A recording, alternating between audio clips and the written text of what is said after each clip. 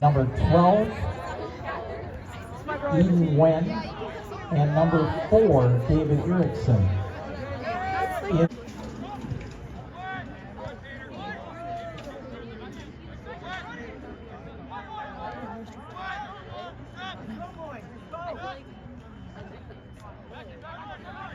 Keep going, Bethel.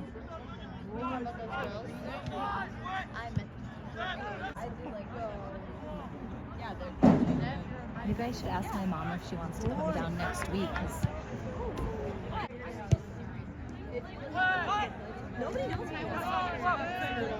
Let's go, Creone.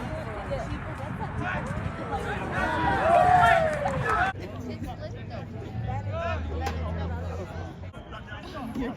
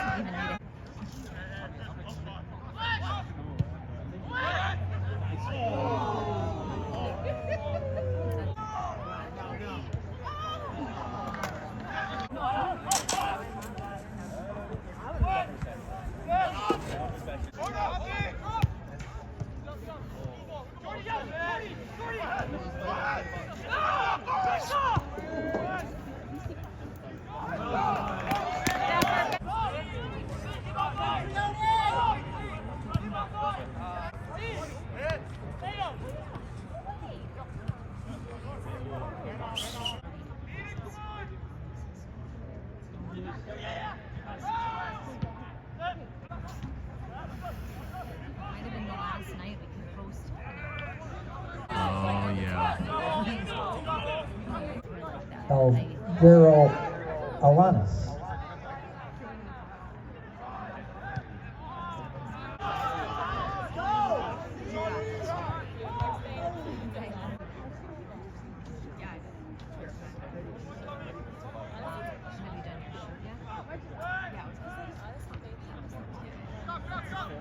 '21, Isaac Swenson.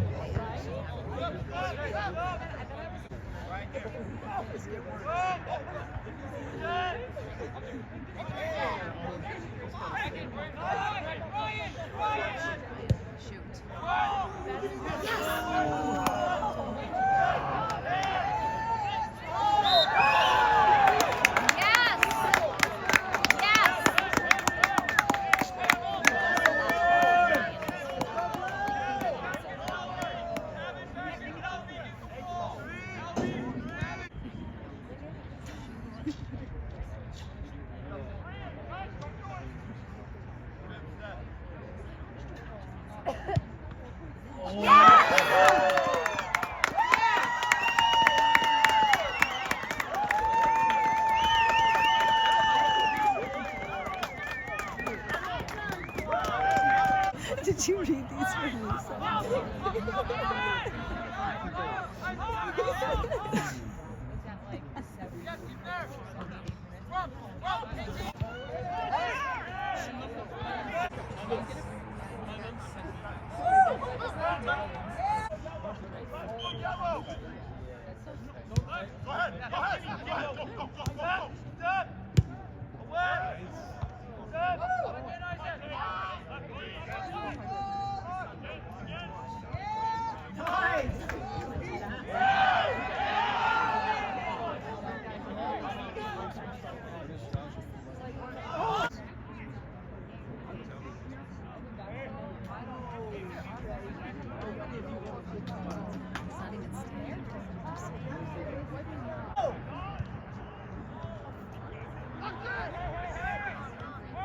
There you go. Let's go, Blue. One more.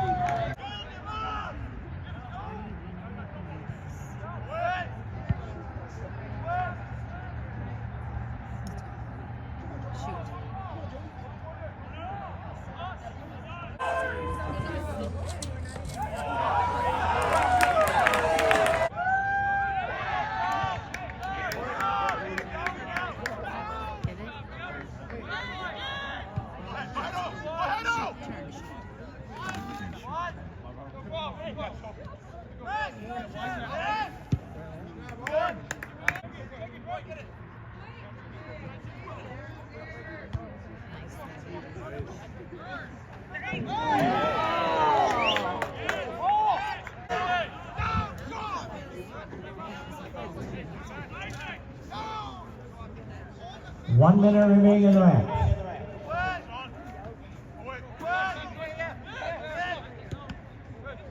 I got it. Let it go.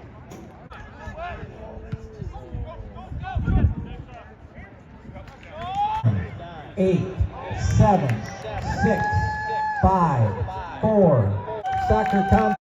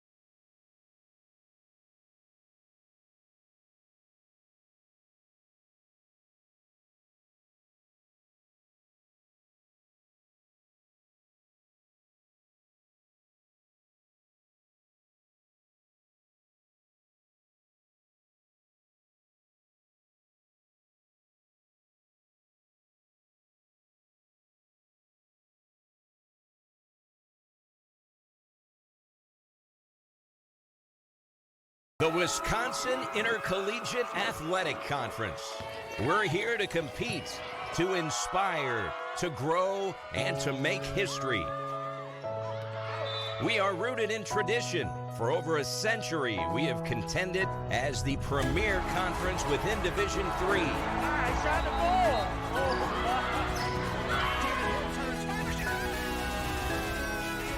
We are united throughout Wisconsin. All 8 of our full-time member institutions are based in our great state. But although Wisconsin is our home, our impact reverberates across the entire nation, crowning 180 national team championships and counting. Our mission is to shape student athletes who excel academically and athletically, equipped to become leaders in life. We are here to build on our enduring legacy and move boldly forward into the future. We are the WIAC, Excellence in Action. Monday Night Footy, a crisp fall eve in the Valley for the first time in what feels like an eternity, graces the turf for a primetime showdown between the visiting Bethel University Royals and the hosting UW-Eau Claire Blue Golds under the lights of Simpson Field. Hello everyone, John McClain alongside Eli Bennis for men's soccer action right here on the WIAC Network between the Bethel University Royals sitting at 7-2-2 and your UW Eau Claire Blue Golds right here at home. Once again on the WIAC Network and BlueGolds.com. Blue Golds sitting at 6-2-2 and ready to square off for the first time this season. Eli, pleasure to have you with me in the booth. What can we look forward to tonight in this matchup? Yeah, from Eau Claire, you're getting an elite defense. Just 0.70 goals allowed on the season. Then you get a smaller team in Bethel, but just a solid team all around.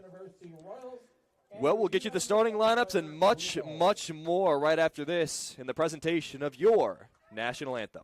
And now, would you please rise if you're able and remove your hats for the playing of our national anthem.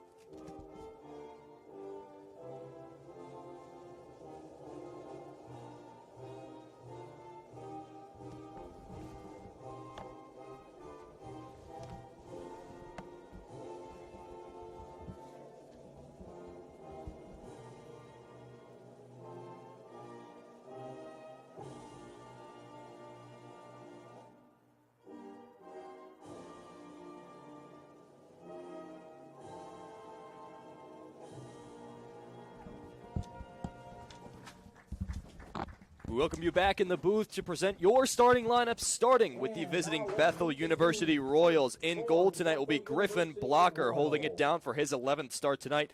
In the back line, Silas Eide, Ryan Swanda, and Peyton Eklund will make up your back three. Your middle three, Jack Gerber, Dylan Magastad, and Nathan Hunt. Playing your 10 at the attacking midfielder will be Roy Kyle, the sophomore from Rivertree High School. And up front on the left, Jordan Ross. On the right, Isaac Swenson. And up top, Carter Sheard. Head coach will be Jeremy Ivashkovich, and assisted by Chris Scanlon, Sam Asphalt, Tate Mickelson, Matthias Kaspari, and Gora Gilo. And for the hometown UW Eau Claire Blue Golds, Charlie Morose will step back between the posts after a 2-game absence. The back line is as follows: Sean Redmond, Alec Leroy, Ramsey Oro, and Elijah Post. In midfield, the three usual suspects: Andrew Phillips, Carson Kowalski, Christoph Sicha. And up front, Noah Malcook, Tate McDermott playing 10, and Owen Williams on the other side for your front three. And, of course, Casey Holm at the helm, and assisted by Dan Nettleton, Jared Nunez, Jake Smothers, Nick Nikoziak, and Cephas Dean. Those are your starting 11 on either side. A couple of changes, of course. These two played this weekend. Bethel dropping a game this weekend against Gustavus Adolphus,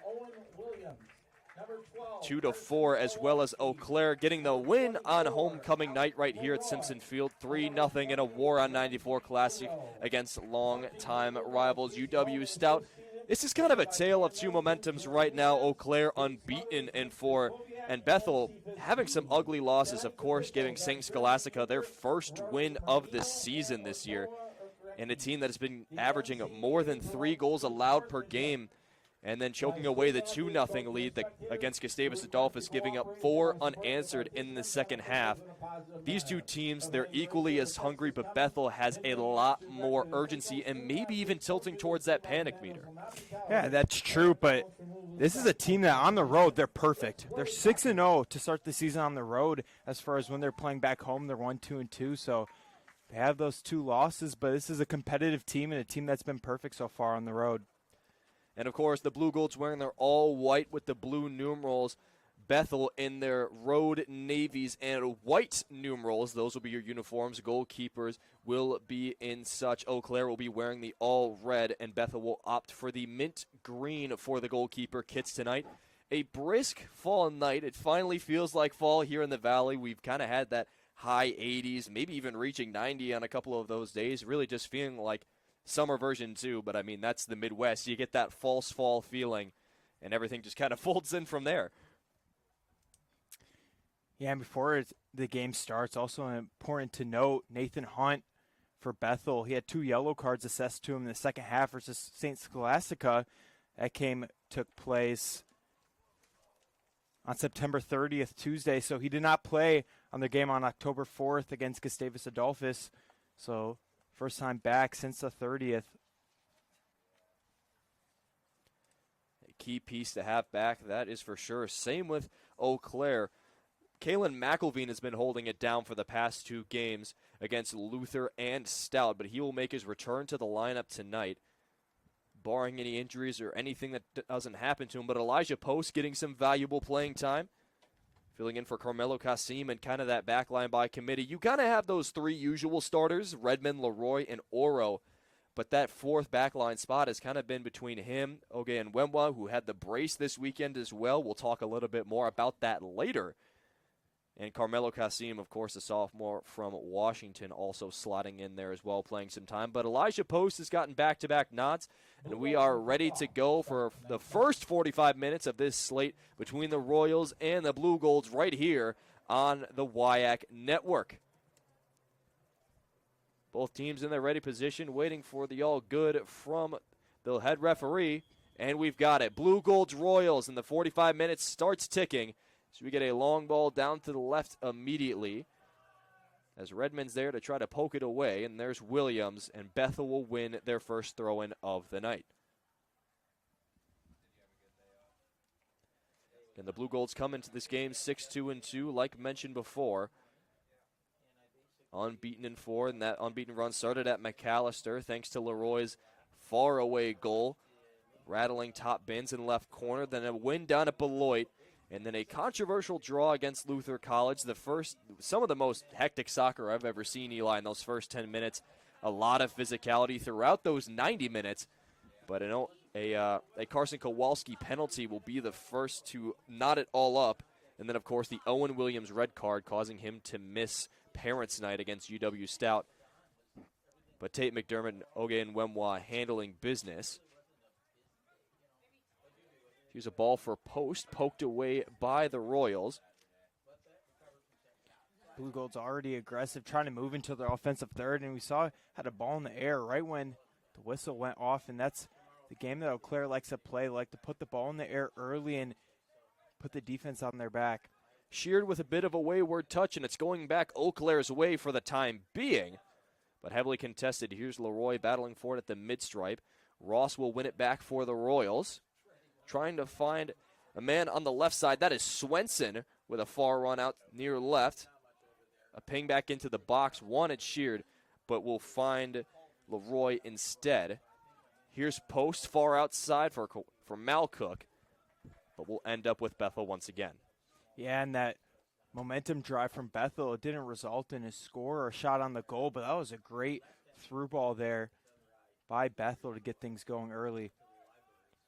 Here's Phillips with a little space and acreage to the outside.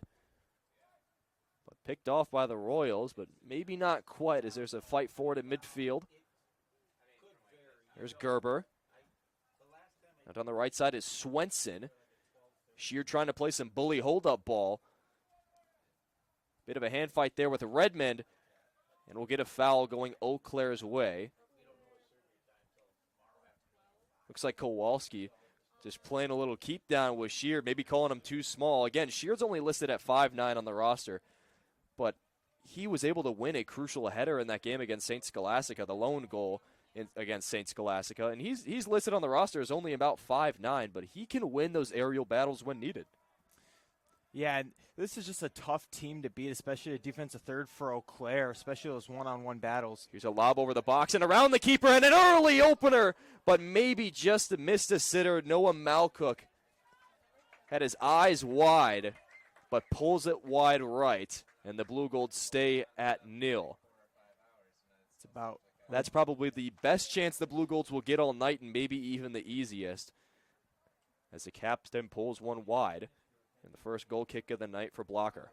Yeah, exactly, John. I was just going to touch on that.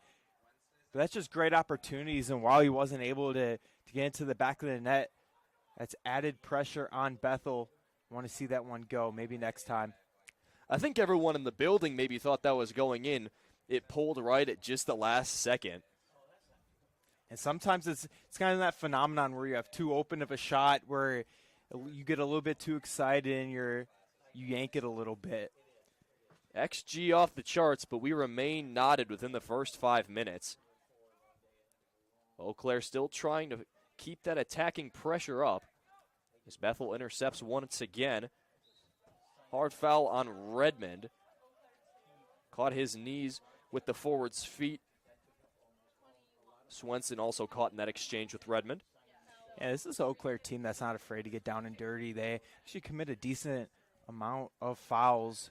They're willing to play aggressive, and it pays off for them, especially on the defensive side of things. Here's Ryan Swanda to take the free kick. Long ball near the top of the 18-yarder. Poked away. Postal send it over. Here's Malcook again.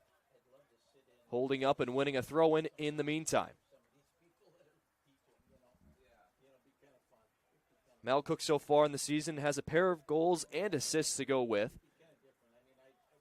Starting in nearly every game for the Blue Golds, a junior out of Oregon. As he loses the header. Leroy pokes it back. McDermott trying to weave his way through Royal traffic, but won't get there. Played out wide and up through. Wanted Sheard again on the run through. Carter Sheard showing off that motor early, the reason why he's gotten 5 goals so far this season as the main number 9 for Bethel. Yeah, and watching their play style, I actually expect them to try to grind out Eau Claire, but they've been playing pretty frantically. I think they've matched the pace of Eau Claire pretty well, and it's a similar pace of play for both teams. And we kind of see that even last week against Luther, a team that's very known, Mungari, Mitaderi, those two are very well known for their high motor and high pressing abilities. You know, that's what you really want out of your forwards. That's one of those intangibles that the stat sheet doesn't register, is how hard are you willing to work in those transitions, get pressure on the goalie and that back line. Here's Malcook through on Bethel's back line. Malcook with another chance, a dink, and that one will count. Second time's a charm for number 7, and Noah Malcook opens the scoring within the 6th minute, and it's a party at the touchline. That's his 3rd goal on the season, and hey, the first one doesn't go down, but it's all about that next opportunity, and Malcook steps up and gives the Blue Golds their first lead of the day. If I'm not mistaken, I think Malcook just hit a little paddleboard celebration. I couldn't see who just laid down for him, but it seemed he just laid down. Malcook got on his back and hit a little paddleboard. I kind of like that. You know, this Casey home team and the teams before them, they really love their celebrations right before the home opener. The men's soccer Instagram posted kind of a slideshow of all their previous celebrations. You know, you got Donovan with the DJ booth. They got the jump around. Owen Backus hitting the Cristiano Ronaldo Sioux and the home opener against Elmhurst. These teams love to have fun. And here's Bethel trying to stop the party right away with an attack on the right wing, but shored up by Redmond in turn. And the Bethel Royals will have the first corner kick of the game. And that's a look I like from Bethel. You know, you go down 1-0, but this is an Eau Claire defense that will just grind you down. You know, they allow less than 1 goal a game, and they're just tough, and they don't let you extend on them. So great look for them to get a corner kick. Short ball for Bethel. Ooh, lovely cut inside. Here's a chip up across the 6-yard box. The head of Leroy won't find it, but the feet of Swenson will. Poked away only as far as Roy Kyle, as he'll let that one sail well over the goalpost. First shot for Bethel goes just a little high, but the right idea for the Royals trying to find their equalizer within the first 10 minutes. Yeah, didn't find an angle there. Some deflections mixed in there in their offensive third, but good look so far. Trying to test Moroz again. Missed the last 2 games as he gets the nod back into the starting 11. Here's Redmond cutting outside. Excuse me, that's Williams. Here's Oro now. Kowalski, heavy touch. And it'll be another Bethel throw-in right in front of the Bethel camp. Jeremy Vashkovietz in his 15th year last year's MIAC Coach of the Year, went 11-8, and 43 goals on the score sheet, the most that they've had in 25 years' time. Unfortunately, suffered that loss in the quarters to Carleton College 5-2. And again, that ugly smudge on the resume to State Scholastica. They're 1-7-4 on the year. 1-7-4. And you look down this sheet, and a lot of the common opponents, they lost 5-0 to Superior. They lost 6-1 to Gustavus Adolphus. They lost 6-0 against Luther College. And then being able to bounce back and win at Bethel as well. That was a home game for the Royals. And that just hasn't been their best. And that kind of followed them and lingered into the game against the Gusties. 4-2 at the defeat again, 4 unanswered goals in that second half. And their season's starting to rear their ugly head. It kind of feels like they've been in a free fall. I mean, this is a team that scores a lot. There's nothing that seems inherently wrong. There's no huge injuries. As here's the long throw in towards the 6-yard box, punched out by blocker, but will be a foul on Eau Claire, and will go back the Bethel's way. This is a Bethel team that scored 12 goals in 5 games when they went on a 5-game winning streak from September 12th to September 27th before the 2-game skid to Scholastica and Adolphus. This is a very capable offense. Here's Post to win it off the blocker kick. Malcook racing, but just outpaced by the escaping ball. It'll be another Bethel throw-in. And despite the early goal, it kind of seems like Eau Claire, regardless, hasn't had the control of possession that they're used to having. The Royals kind of giving them fits in transition and in the midfield so far. And it's really just been a lot of ensuing traffic. It felt like against Luther especially, the Blue Golds were in full control of that possession and only came away with a 1-1 draw. Too far for Williams and blockers there.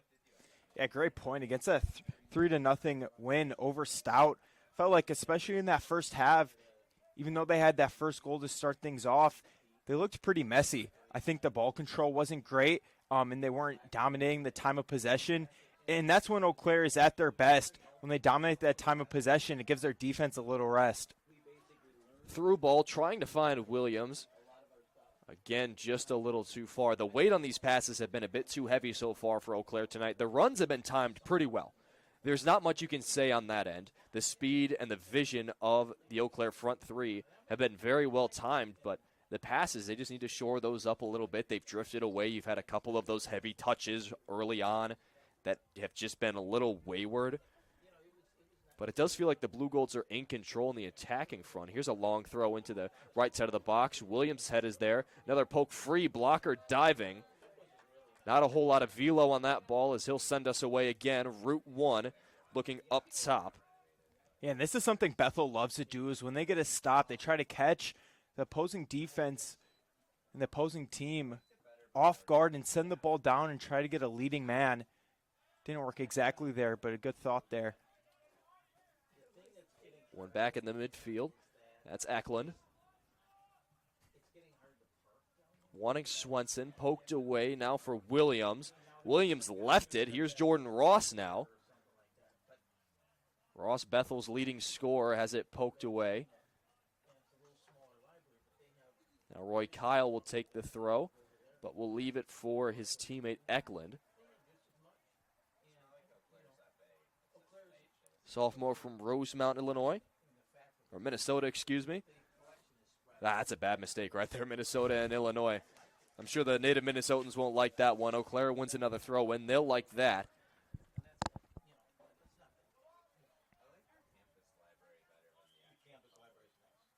And I think especially on the driving front as well. I mean,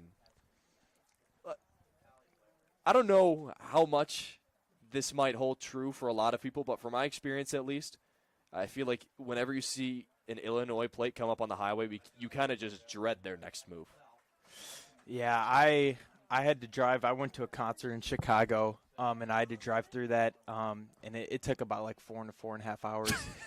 It was a brutal experience, so I was glad to get back home after my that deepest day. condolences. I wouldn't wish driving in Chicago upon my worst enemy, and that's saying something. Here's a long free kick from Bethel, deep into the 18-yard box in the penalty area. Poked out only as far as Swenson, who tried it off the volley. Here's a poke up. Now here's Ross on the left side. Ross, stutter step outside. walled off by a wall of blue golds. Morose will collect the cross. Ross there trying to make something out of nothing. And the approach from Bethel has looked pretty confident. Eau Claire's done a good job of pushing him to the outside when they get into their offensive side of things. But Bethel has looked confident setting the ball into their offensive third, just hasn't got anything to drop yet. Phillips wanted Williams on the far through ball, but just a little too far, and Blocker will have another go at it. It's a miscommunication from the Blue Golds. Talked about that Stout game, and even now you mentioned it previously. With their offense, they kind of have like a long ball offense. That's kind of how I like to think about it. It's not like a pass and go kind of offense, and it was different when they had Donovan in his size when he was leading the nation in scoring.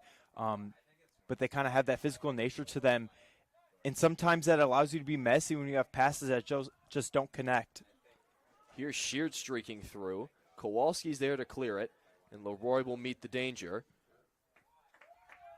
But one immediately back by Kyle. Here's Ross on the turn. Ross, fancy footwork again. He shows his finesse early. Step over to the left side, Jordan Ross, and blocked away by Leroy, but will be a Bethel corner. Yeah, Ross not the biggest, but you see the in and out move there. He's shifty. Definitely if you're Bethel, want to get him into some open space, and that's something they've struggled for in their offensive third. They haven't been getting in the open space in the middle. They've been pushed to the boundaries by this defensive line that is strong and physical from Eau Claire. Another far in, punched out by Morose beautifully. And now here's Phillips. Played up for Oro, just a little too far. But Oro able to kick it back out. Swenson with a slide. And now Oro long up for Malcook, but a little wide. And when we look at the box score, that's something like you're not necessarily going to see from Morose. It's, right. It's a save, but that's a potential goal. If he's not aggressive and he stays back, but he gets in there and he saves a potential goal or deflection that hits the back of the net. Just great job from him. And that's one of those bigger question marks that has been turned into an exclamation point. Has been Morose's and McElveen's goalkeeping even, who have made some great saves, and that aggression has really come out. Of course, you miss Banks and Letter due to graduation. Two big pieces, and even running your offense. You talked about Morose's style, and it's the pass and go. You lose that sweeper keeper in Banks that we've come so accustomed to throughout the season and into the tournament last year. That was a big part of this attack and getting it going, just kind of route one, sweep Banks out to the left side, kick it, we're off to the races. But Morose, that's not really his style. You get it to your back line, and they do the playmaking for you. So it's very differing, but the aggression is still there. The system that Eau Claire brings, it's react first, think later. And just make sure you clear that in danger and have trust in your back line. Have trust in those four that they will keep things away for you. No doubt, and the talent is still there. You lost a lot of senior talent like Donovan and then those keepers you were talking about. But the talent is still there. The coaching staff is still there. And the game has changed for Eau Claire, but they still looked good this year. Here's Kyle again, centralizing. Outside, Swenson lob in, but Morose collects comfortably. Hasn't been tested so much so far tonight, aside from that set piece just a couple of minutes ago off the corner. Relatively calm night for him so far. Only faced just a pair of shots. Far ball up for post. Heidi just kind of tripped over that one. Post will throw again. We last saw Morose against McAllister on the 24th of September. Played the entirety of the game. Here's McDermott with a chance, a bit of a scramble. Kicked away by the back line. Maybe a miscommunication between Eklund and Blocker. Leroy. He'll play this one back. A stumble from Oro. Luckily keeps it at his feet and wasn't too far away. But now Bethel trying to catch the counterattack with some momentum. Here's Hunt. Up for Swenson. Swenson left side trying to squeeze far post, but just off the fingertips of Morose. But maybe it's a ghost glove as Eau Claire will take a goal kick. Give and go offense from Bethel and Swenson. That's been their best look so far from Bethel. And they need to continue to work side and then work to the middle.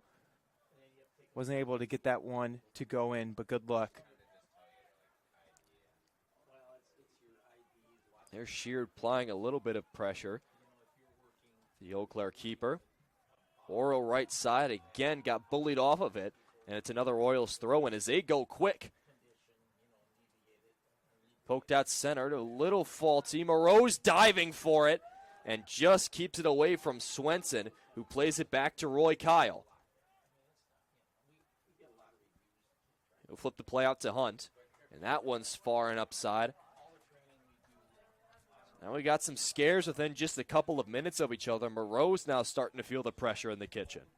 I think what we're seeing is this defensive line from Eau Claire that succeeded all season and last year is not winning, these one-on-one battles against Bethel, and they're not being able to work with momentum and work towards midfield. And Bethel's actually been able to kind of dominate the time of possession after giving up that lone goal.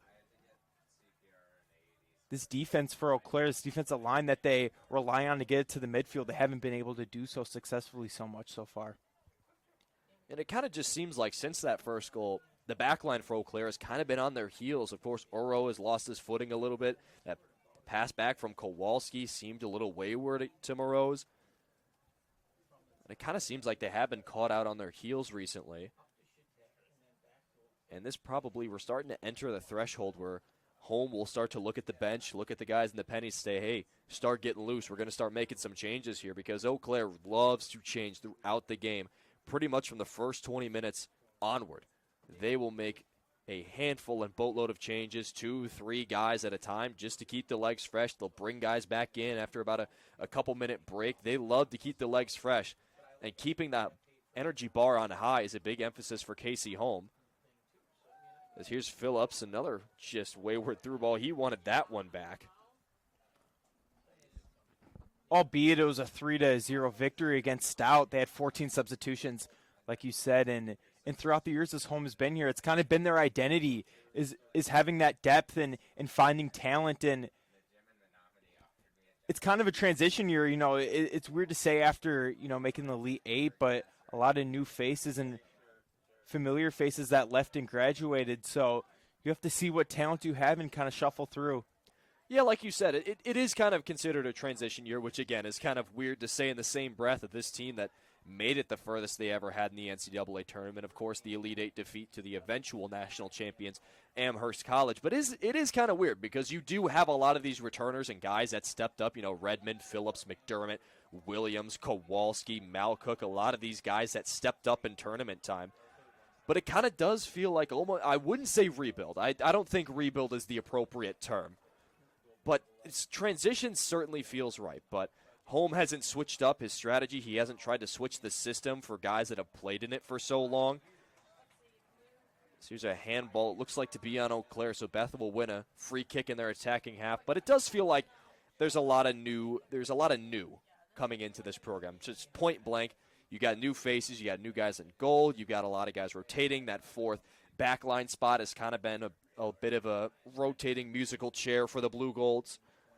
But it certainly does feel like more of a transitional year. Again, rebuild is not the correct term because a majority of this starting lineup, they do have a lot of game time. So I wouldn't say it is a full rebuild, but transition, I think, is the correct term, Eli.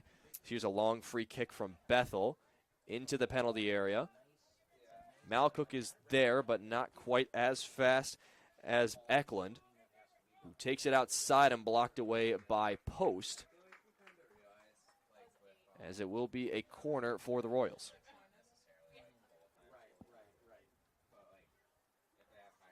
Here's the captain, Swanda, to take it again. He started in all 11 games so far.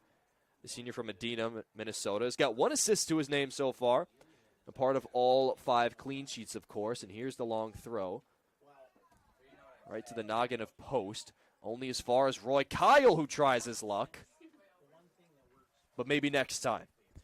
Yeah, and Bethel has done this a couple of times. Far out from the goal, they've settled.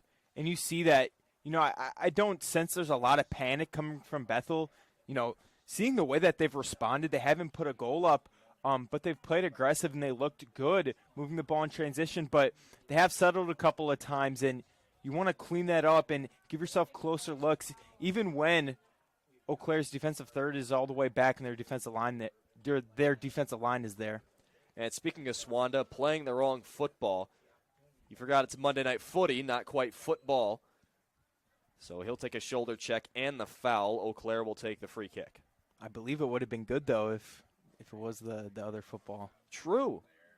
Of course, Monday Night Football. I love I can't remember the reporter's name, but the one that does the Spanish broadcast for ESPN.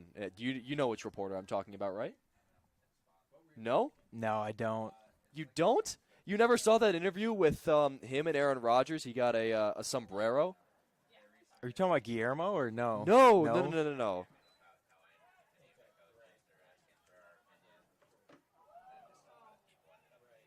I don't know who the guy's name is. We'll have to get you that name. This is the Cars fiasco all over again last week.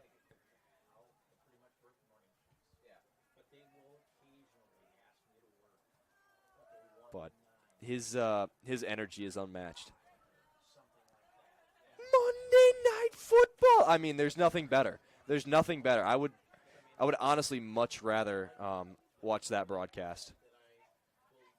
Here's Sicha looking for post. We'll just ignore that terrible impression, by the way. I don't have the gusto that he does. Here's Sicha through on goal, trying to go far post and poked away. Maybe even looking for Malcook centrally. And Sicha is one of those incoming guys, and he's been an impact guy. He kind of reminds me from last year.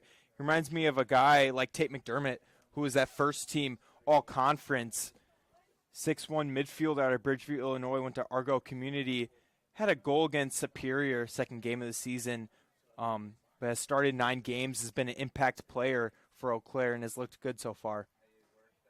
Williams to play quarterback. Kowalski will poke it up, but Blocker is there to collect with the mitts.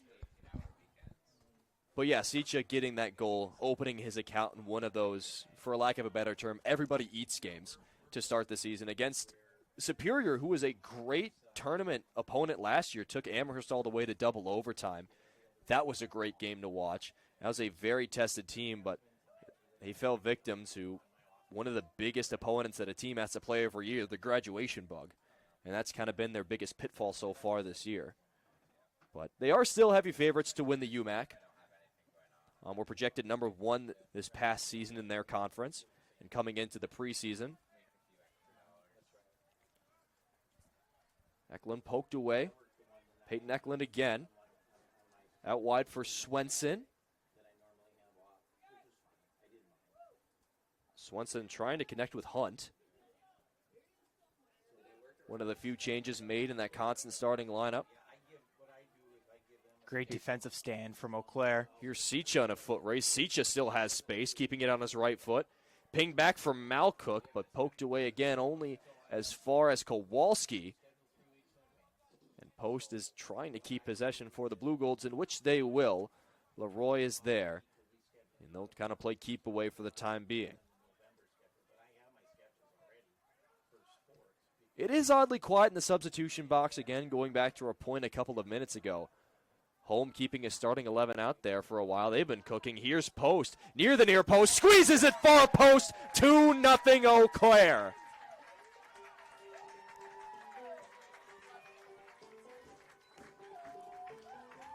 Another beauty opposite side of the net. Blue Golds double their lead halfway through the first half. And that is Post's first goal of the season for the junior out of the Seattle area.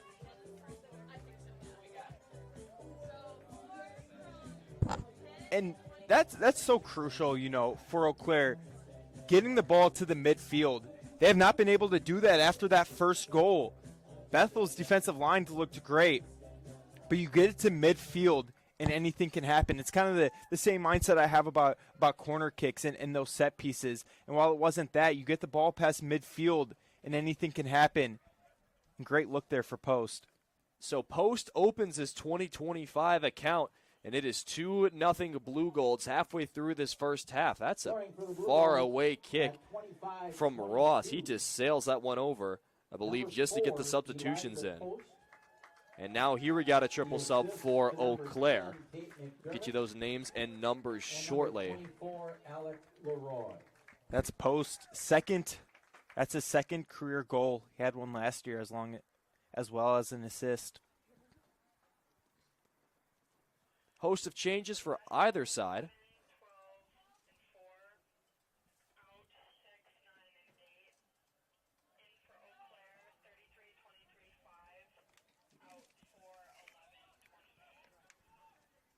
Judicus, Kasim, and Nwemwa will all check in for the Blue Golds. Of course, Nwemwa had the brace last game.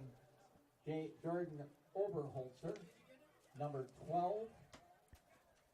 James Oberholtz, Eden Nguyen, and David Erickson will all check in. It's just relayed over the PA.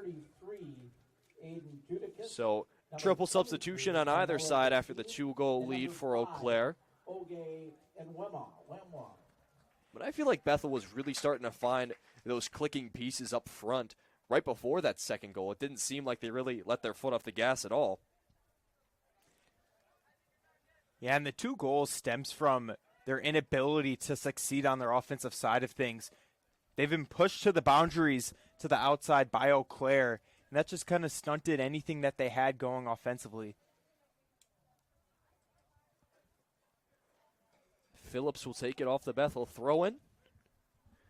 Played up for a racing Seacha, but met immediately by Blocker. Clearing off his teammates to collect. He's been tested a lot so far tonight. And that far post has been his enemy. Of course, Malcook opting for the pitching wedge instead of the driver on his first goal. And then Post just putting it opposite side to make it 2. So here's Bethel's chance to answer maybe. Eau Claire kind of playing that low block already now, up 2. You can see all those midfielders. Kasim is one of those changes as well. One of those defensive midfielder hybrids. Does shifts in both.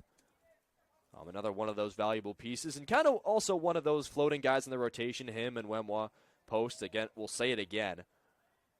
He's been a very valuable catalyst for energy off the bench. And Nwemwa, that's just such a cool story. Before the game against Stout, he had 0 shots on goals, obviously 0 goals. And then in that game, 2 goals in just 31 minutes. And he had never played more than 36 minutes before that game. And for home, that's just another chess piece. Life without Nathan Donovan, in life without these seniors that contributed for goals, you got to have that next man up mentality. And that was a standout performance for Nwemwa, and see how he carries on with that one. Seacha plays it back to McDermott. Outside for Judicus. A little footwork there on Swenson as Judicus goes central. Noah Malcook redirects out to Phillips. Now here's Alec Leroy, last week's WIAC Defensive Player of the Week. 2 goals and assists in that time as well. He's also able to assist that second goal as well as a goal against Stout in Ogunwemwa's first goal in that game.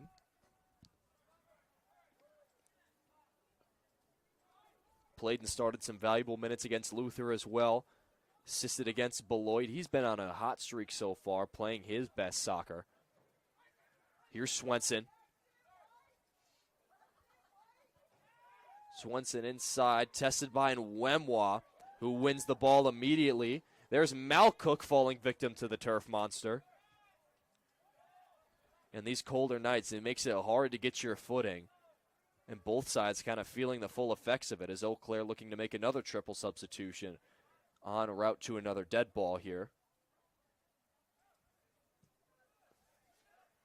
Leroy boots it into the night sky. Malcook playing bully ball, trying to win the aerial battle, which he won't. Swanda.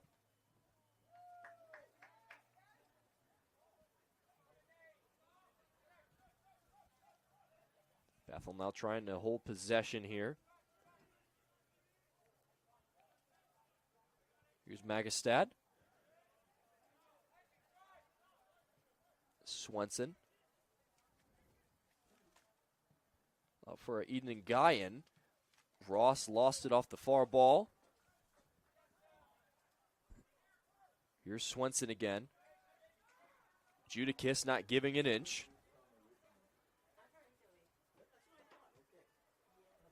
Now a back pass again to Blocker. And how can Bethel get Jordan Ross going? Talked about him before, the senior from Maple Grove, Minnesota. They're 6-1-1 when he scores one or more goals. In crazy progression from last year when he started 19 games. Had just 5 goals, 3 assists on 23 shots on goals. Already 20 shots on goals in 11 games and 9 goals and 3 assists. How can you get him open in open space, break down defenders, which he's elite at? How can you do that if you're Bethel? And we might get a chance here as Ross has a little bit of an opening on the left. Cuts back inside. Here's Jordan Ross testing Morose, and Morose will try to get on it, but won't. And Bethel will pounce again. There's Ross's best chance, and he tries to get involved. Case on point. But the Blue Golds win it back after some physical play at the top of the box. And a long ball out, but collected by Blocker on the pass back. Dangerous there. Almost got himself a card. But smart thinking to just pull those hands away. For those not familiar, if you pass back and you're a goalie and you grab that outside of the 18-yard box, that's a card. I don't know if it's of the yellow or red variety. I believe it's of the red, and a penalty kick for the other side. But I'm not sure how Prem rules translate to the NCAA.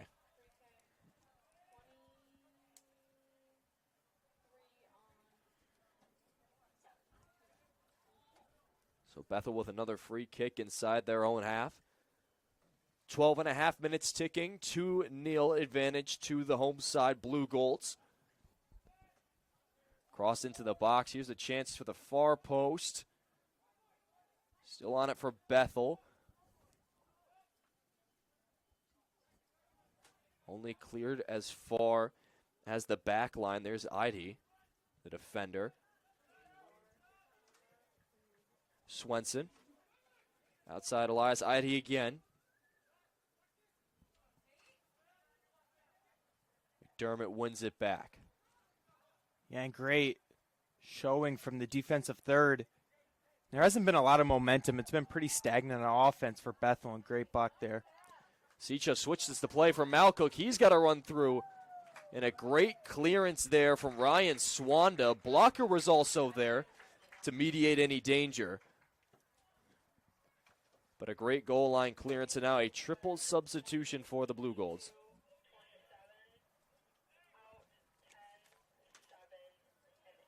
Alvaro Alanis, Tevin Ferner, and Owen Backus will all check in for the Blue Golds. In for the Blue Golds, number 20. McDermott and Sicha are two of the three to come off, as well as Malcook. Number 27, Owen Backus. So some switches up front and in the midfield for Casey Holmes' side. Here's a long throw in, punched out from Blocker.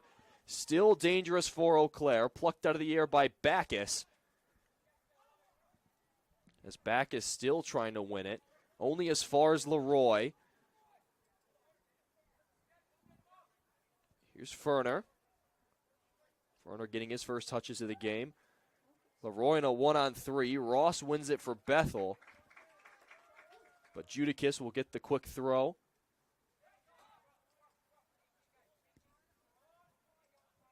Phillips will slow it down a touch for the Golds. Pouring launched back in by Kowalski. Now it's Bethel's turn for a counterattack, potentially. Streaking down the right side.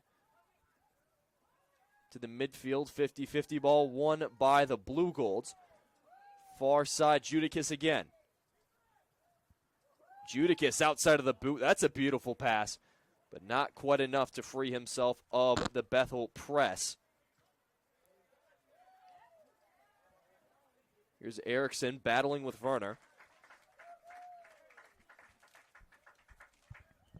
And for Judakis, if you make plays like that, you're going to see more playing time. You know, like we talk about these freshmen coming in and getting that playing time. A great through ball. Didn't get anything out of it, but now you'll get a throw in. Nick Snow will check in for Alec Leroy for the time being. Probably just to see out the end of this first half before they head into the locker room. Here's Kowalski with the toss. 6th appearance for Snow on the season. Snow last played against Stout as well, 11 minutes there. Handful of minutes. Hasn't seen any more than 20 so far this season. Capped at 19 against Elmhurst. Just a freshman, however, from Libertyville, Illinois. Potentially former teammates with Andrew Phillips and Alec Leroy, both juniors from the same high school.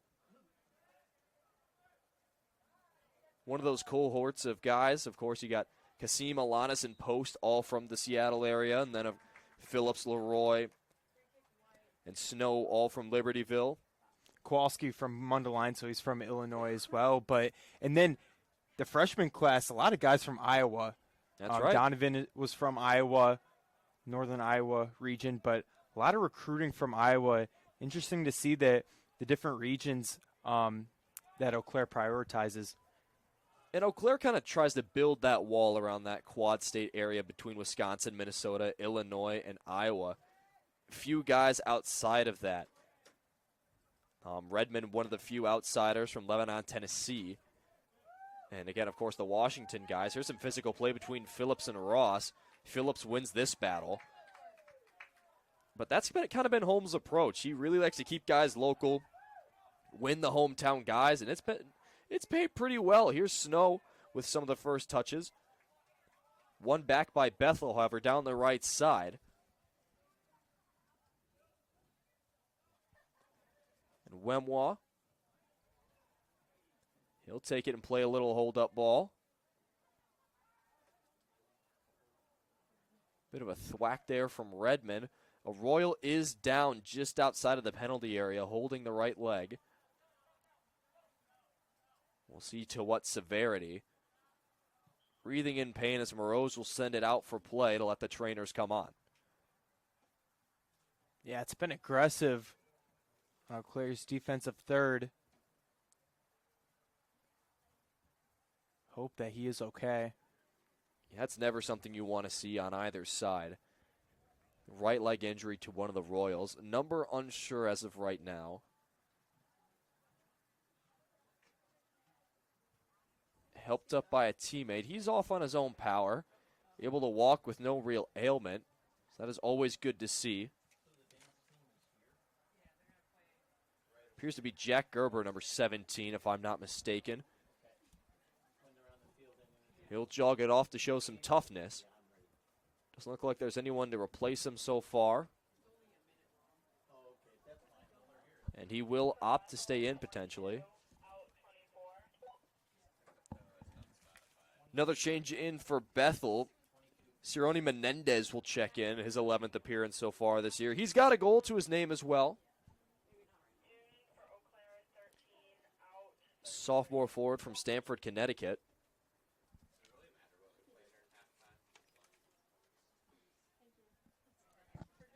Caden Vandehey, his 7th appearance so far as well. Started in 4 games. Just under the 300-minute mark for him on the season. Vandehey had a goal against Superior on the 4th of September.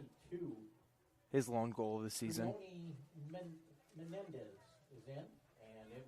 Tavin Ferner into the box, trying to provide some service for Backus. Backus trying to find his 2nd on the year. He had a chip against Elmhurst. Yeah, hard pass there. Got on his foot a little bit high off the end of the foot. Just skidded out of bounds. Wasn't able to get a soft touch on it. Another host of changes for Eau Claire. That'll be Ashton Johnston and Luis Marquez Sedano. So a lot of new faces here as Eau Claire holds on to their lead and getting a lot of valuable minutes for Casey Holmes' camp. Yeah, and when you have a 2-0 lead with just about 6 minutes left in the first half, you have some security. You know, you can rest some of those starters, some of those impact players, and get them fresh and ready and rested for that second half. He has trust in these guys, you know, to keep this lead going.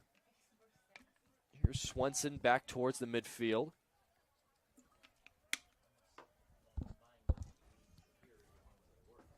Inside, there's Sheard.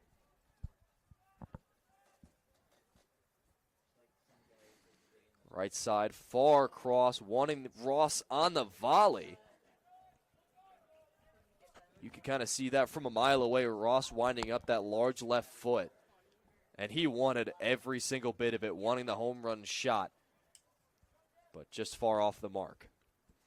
Yeah, and I think if you look at the box score, you see that Bethel leads in shots, and they're tied in shots and goal with 3. But you have to think about the quality of shots that the box score doesn't offer. The 2 goals that Eau Claire has, you have that post, his second goal, where he had that angle to the right and was able to get it through the keeper. Those are the quality looks that Bethel hasn't had so far early on and late in this first half. Here's one back for Eau Claire. Snow at the midfield, met with Nwemwa.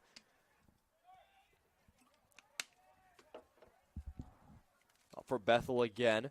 They really love that right side. Another corner awarded to Bethel. Make that number 4 on the night for them. Eau Claire has yet to see one. Yeah, and that's pretty shocking because that's a clear thing. When you look at Eau Claire, 56 corner kicks and wins versus allowing just 12 corner kicks. And that's something, for context, they love winning the ball in their offensive side of things. They love being physical, so it's surprising seeing Bethel kind of dominate. They haven't dominated scoring, but well swung and cross only as far as a defender at the top of the box. But another substitution will come in for Eau Claire. Another one of those shots off the volley. They want the home run ball.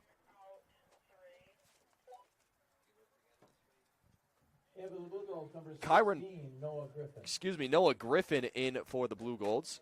Mistaken with Kyron Pope. See what his figures look like so far this year.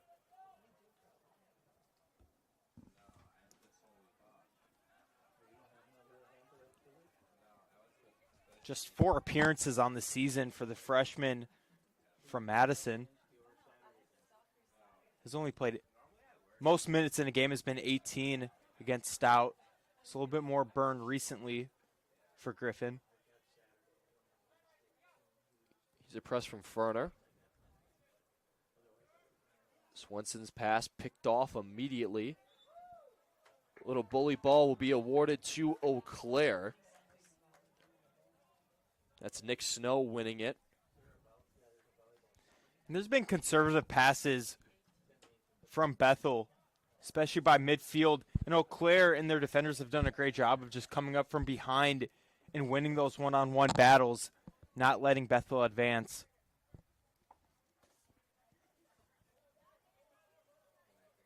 Alanis to take the free kick for Eau Claire. He waits for his teammates to bunch up. Ferner comes down to the bottom right side of your screen. A long ball in, but one back by Bethel. And they look to carry their momentum with them through and through. 1-on-2 on the left side. Catches Alanis through on a Meg. Won't be successful. Eau Claire just winning that physicality. That has been a notch that has been turned up, especially within the past 10 minutes.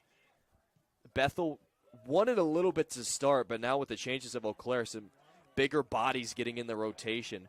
They've been just muscling the Royals off the ball so far. Another run through on the right side for the Royals. Poked away and retained.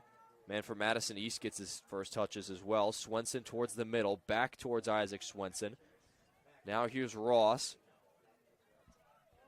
Cuts inside. Ross with a 1-on-3 on the left side. Little shake from him and a cross, but collected by Morose and dribbled in. Might be the last chance of the half for Bethel, maybe even the last quality one in these first 45 minutes. Yeah, and for Bethel, that's not the look you want for your leading goalsman in Ross. Too many times he's been led to the outside where a wall is just set by Eau Claire, and they're just so physical. And I wanted to talk about Nwemwa, who's done a great job in the midfield. He was all offense in his 2-goal performance in the last game, but now he's using his speed to win from behind. And the defense has been huge for Eau Claire. So we are within 1 minute in the first half. So Claire just wants to keep away from the Royals, barring any late counterattacks. Royals will boot this one well over the mid-stripe. It looks like the Eau Claire dancers are getting ready to perform. Trying to stay warm. Here's Van de Hey. Van de Hey will try his luck, but blocker is there. Not much of a test for him.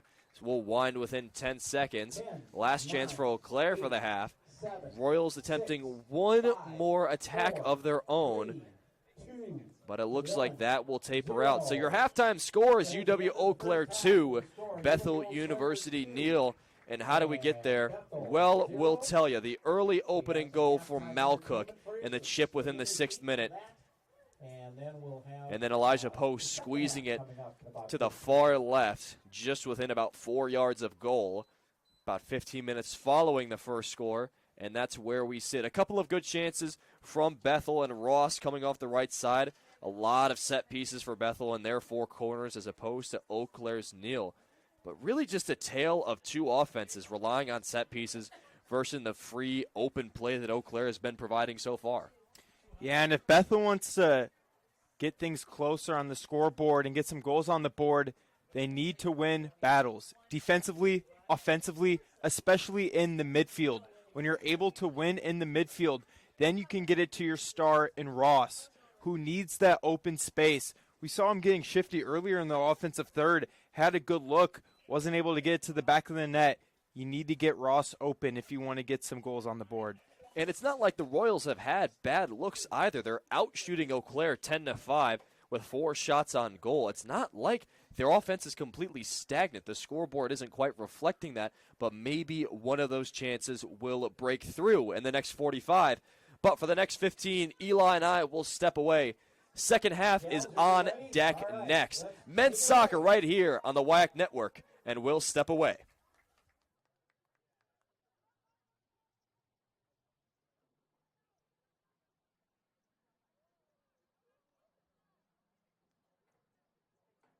And now for your halftime entertainment, please welcome the UW Eau Claire dance team when you're ready.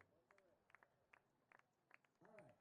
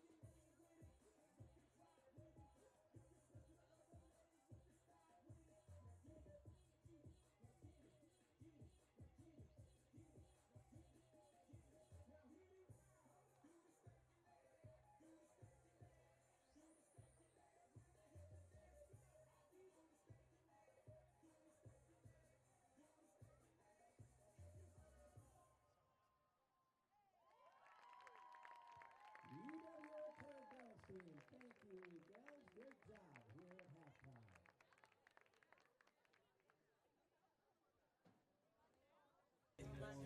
Welcome back to men's soccer right here on the UWEC Network. John McClain, Eli Bennis, bringing you the next 45 minutes between UW Eau Claire and Bethel University. Eau Claire holding a 2-0 lead over the Royals. And Eli, what does Bethel need to do to get back into this game and rally themselves to potentially find themselves there first?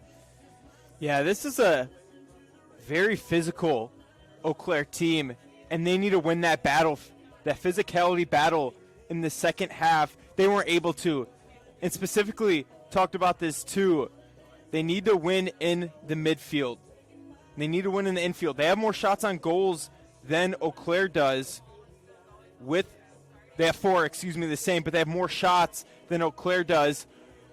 But they're not getting the right angles. They need to work side to the middle, and they're getting pushed to the side too early.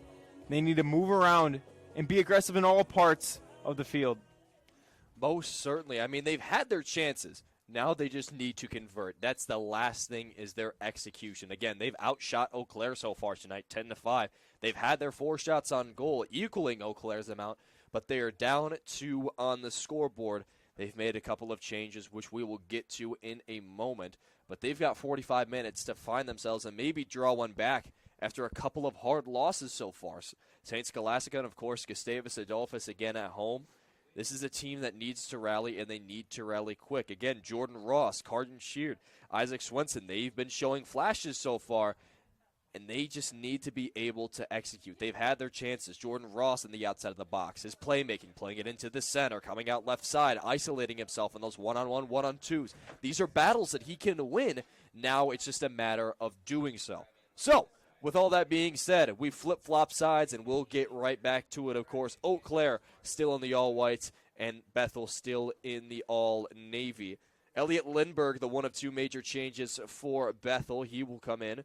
A routine starter will come in for Nathan Hunt. He's got a pair of goals on the season and hoping to add 1 more to his account tonight, as Eau Claire says some parting words before heading out back for another 45 minutes.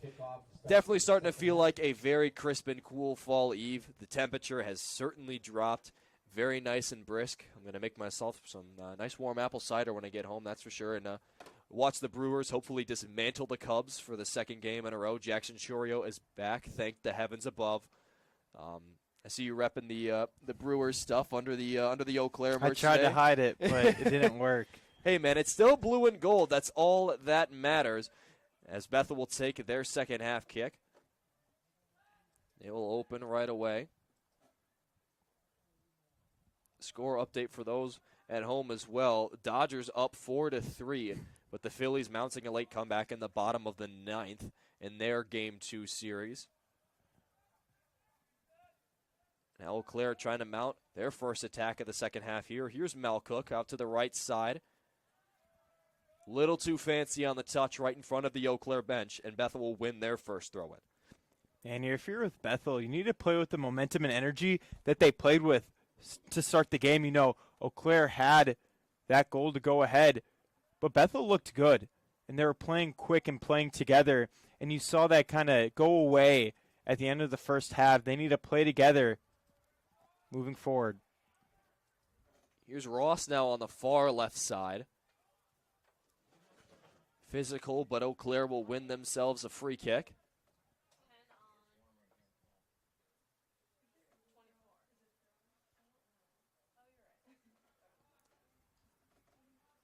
A little bit of waiting, but Eau Claire has a throw-in, excuse me.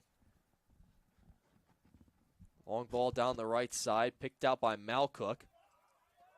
Here's Post now. Post ducked away, but good flashes from the Seattle junior.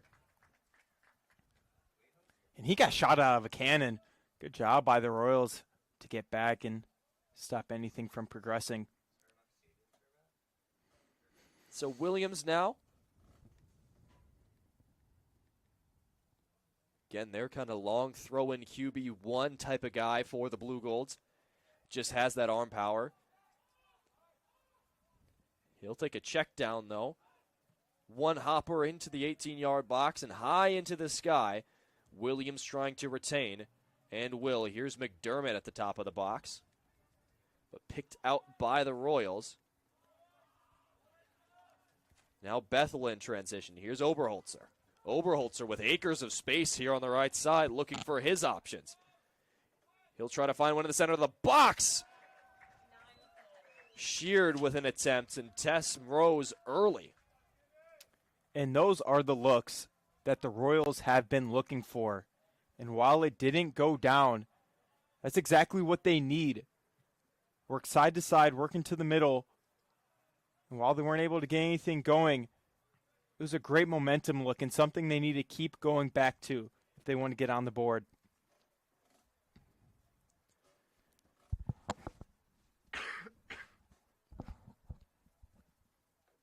So now Williams again, now just flipping sides.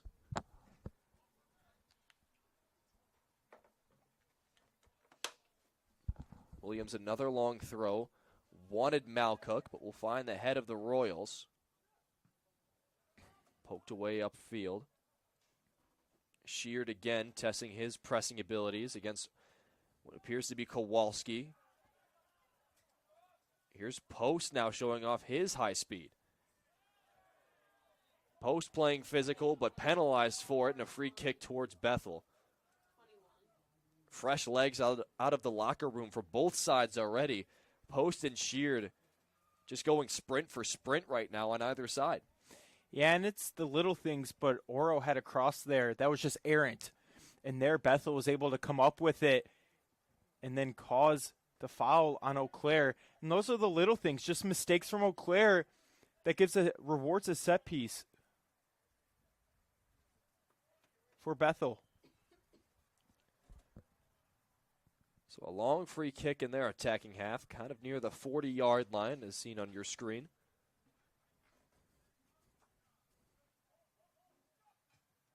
Long ball.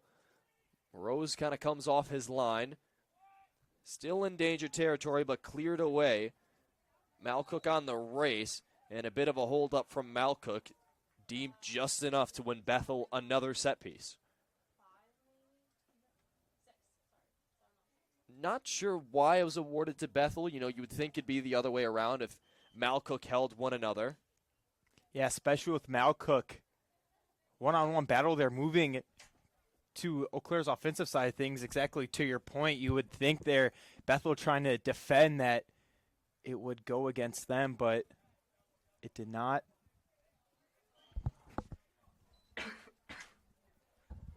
So now Bethel with another free kick. Another pop-up into the box. A little loose. Kowalski dealt away just for the top of the Royals. And McDermott now flips it out right side for Post. And maybe just a little far. Post kicking himself after that one as he kicks it out of play. And something to track. If Bethel isn't able to score soon, it's going to be a tough beat. And I know that's simple to say with just 39 minutes left in the game. But when Eau Claire scores 2 or more goals, they are 5-1 on the season. All of their wins have concluded in shutouts. Great bit of tackling there from Kowalski, but maybe just a little overzealous. Sheared the one fouled from Kowalski. Just kind of caught the open shoe of the midfielder. And Seacha will win a corner for Eau Claire, their first of the night, coming in the second half. Yeah, and it's impressive. I mean, the fact that they're up 2-0, and like any stat, there needs to be, background knowledge on it. But with having just their first corner kick, you think it would be a different outcome in this game. But they're still up 2-0.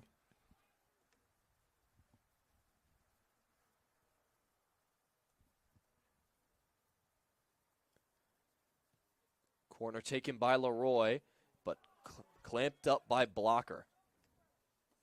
Beautiful bit of goalkeeping there. Oro was soaring in from right behind. But Blocker there to seal and deliver. So he'll send one into the night sky.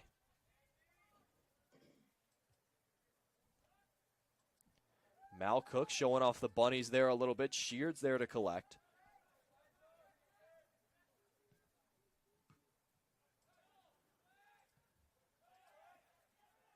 Lots of space in the midfield for the Royals to operate now.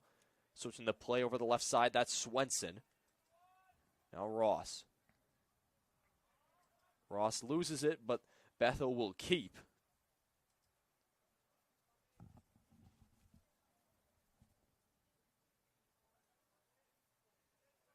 Short toss here from the Royals. And they'll get it right back where they started.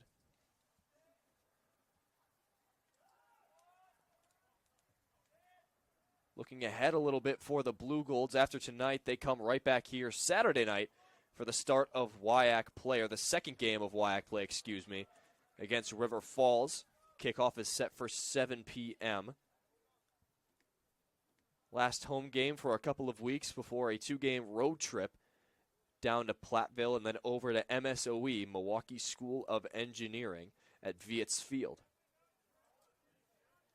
And on the Bethel side after tonight, They travel to St. Olaf. That's always a hard game in Northfield, and then Augsburg for a 2-game road trip of their own to finish up their 3 games on the road for coming back home against Hamlin on the 18th, all 3 of which for MIAC play, as Bethel wins their 5th corner of the game.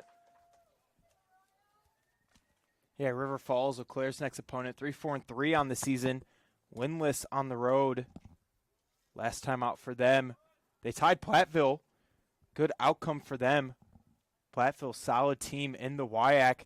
Mentioned before, made it deep into the NCAA tournament, but fell to Eau Claire. Yeah, Platteville and Eau Claire, that was kind of that 2-horse races. Here's a flyer in, but just missed about 2 or 3 Royal heads. Moroz was not going to get that one if he tried. His hands were kind of pinned at his side. And another great chance for the Royals comes up empty. But going back to that point, Platteville and Eau Claire, it was kind of that 2-horse race for the conference. Whitewater in that distant third, especially through the conference tournament. You know, Eau Claire and Platteville got real familiar with themselves, meeting in the regular season, the championship in the tournament, and then, of course, the Sweet 16, where Eau Claire was able to bow out the Pioneers on penalties. Thanks to back-to-back saves from Jacob Leonard. What a game that was as well. Pioneers struck first in the first half, and Eau Claire pulls one back with 2 minutes left in the second half. It kind of looked like those first 85 minutes, nothing could really go Eau Claire's way. They found that late equalizer, and that's really all they needed. They had a plentiful chances in the first and second overtime, as well as the penalties going their way. Here's post, center of the box, but one back by Bethel.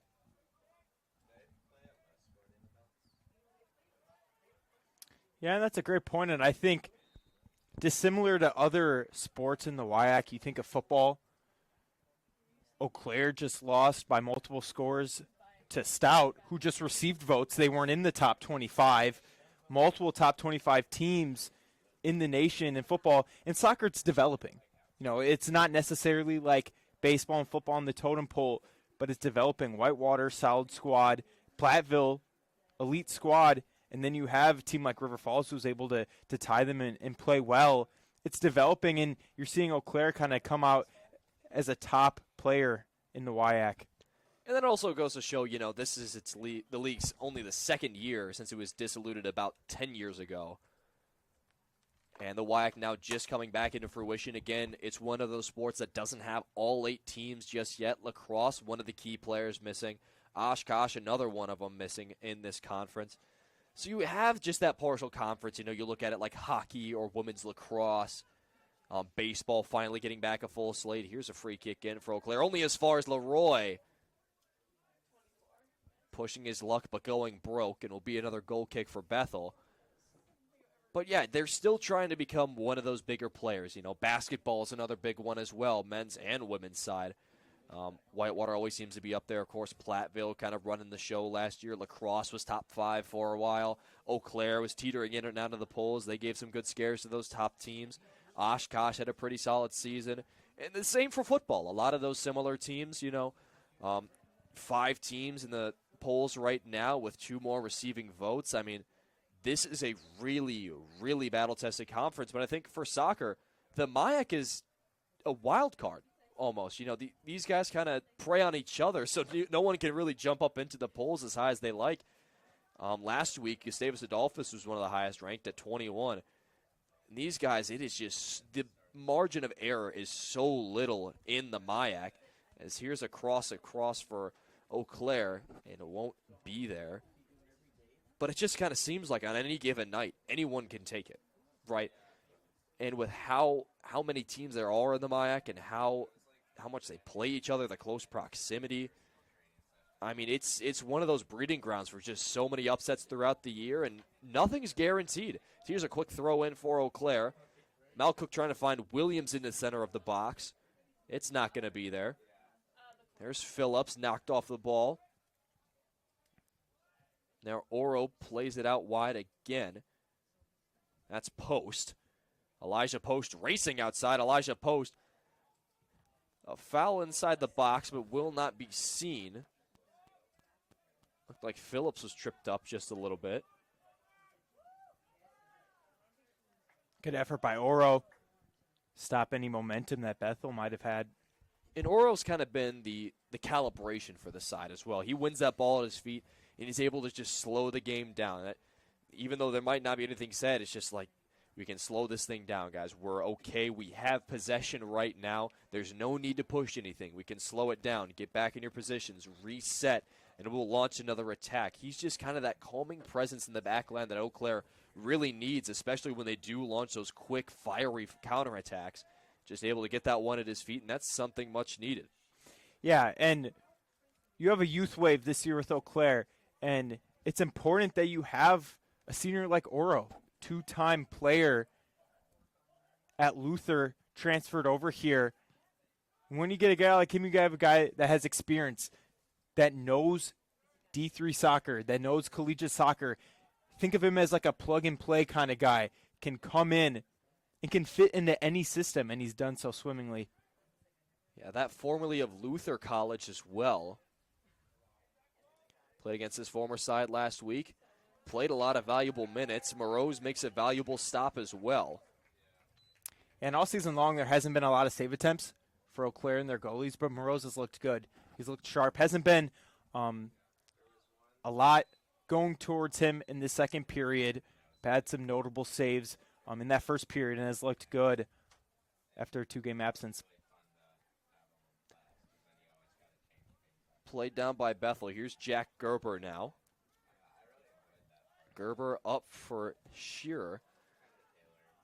Here's Ross now through on goal, but poked away by Redmond. Beautiful clearance there from the junior man. And Eau Claire left the left side unintended. Was not in offsides, and that was a great look. Too often, they haven't been getting the ball in the middle of the field. There they were able to. But it's just been deflection city for Eau Claire. Just physical, and has been on the ball and swarming. And Ross, you don't want to give him that space either. He's been so lethal on the left side in those 1v2s and even 1v3s. He's been able to prove a couple of cutbacks. Here's Phillips now. Ball only cleared as far as Gerber now. Looked away, headed out by Eau Claire. Diving header from Williams. Here's Phillips battling with Gerber. Now Edie.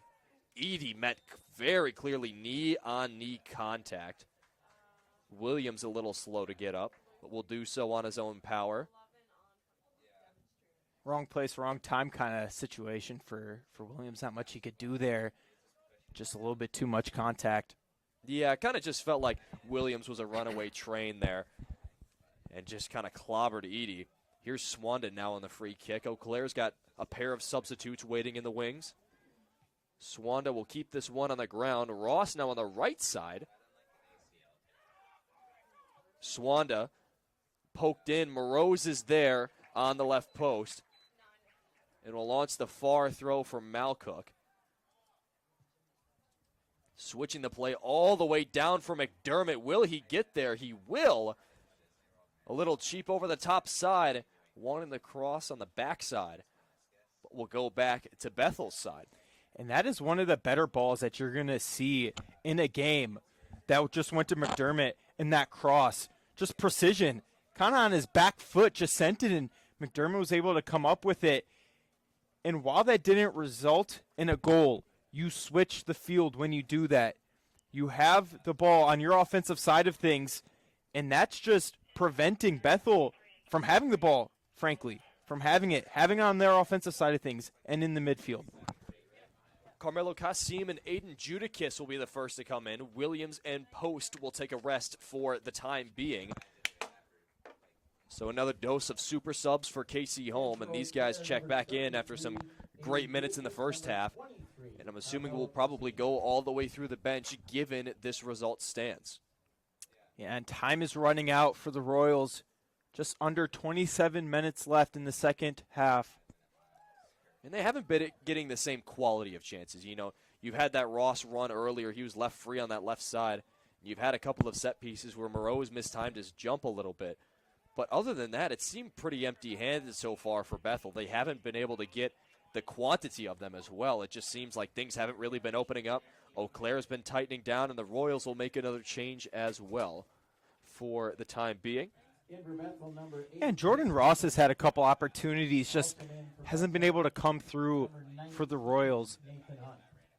Eklund and Hunt are tapped back in for Bethel. Here's a pass back to Blockard. Seicha pressing. And Eau Claire will take another. And we've got another pair of substitutes for Eau Claire. My prediction might be right on the money. 2 apiece for UWEC.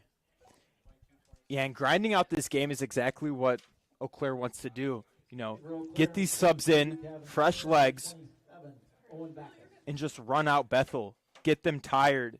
You know, Bethel has not had those quality looks, and it's hard to assume if they'll be able to get any more quality looks, you know, as they get tired and the legs get heavy. Couple reserves up front now. Ferner and Backus, the new faces on the pitch. Here's Kasim. Jumped a little early, but also a little too early on his charge, as it will be offside for Eau Claire. That's the first on either side. Both of these teams have been timing their runs fairly well. That's the first time the flag has gone up tonight. Eau Claire was caught offside 4 times against Luther, but they've really shored that up in the past week. Yeah, I think we've seen a lot of tight battles, one-on-one battles, and just players close on the ball where we haven't seen that like other games. Just run down the left side. That's Ross again.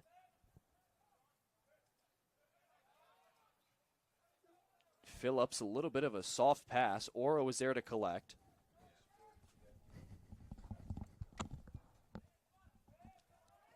Now here's Backus down the right side.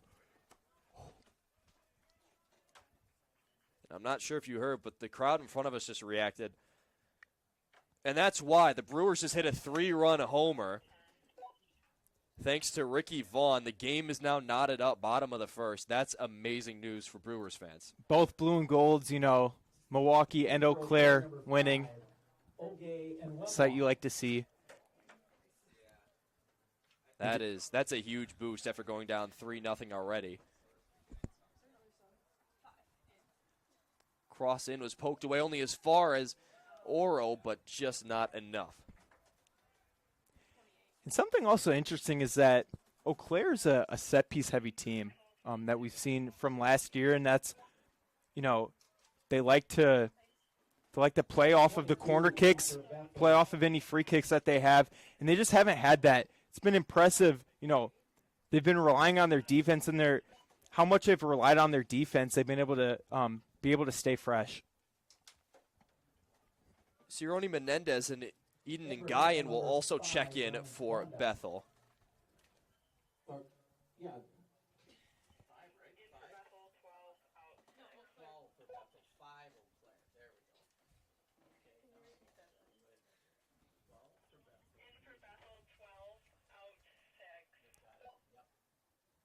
So Ngayan will check back in for Bethel as well. Little mix up on the substitute side, but we are all cleared out now. You got the classic midfield back and forth right now. Eden Wynn, and in for Eau Claire, number 5. Ngayan's first touch will be intercepted by Phillips. Switched out to Idy. Now Oro will win it back. Here's in Wemwan now.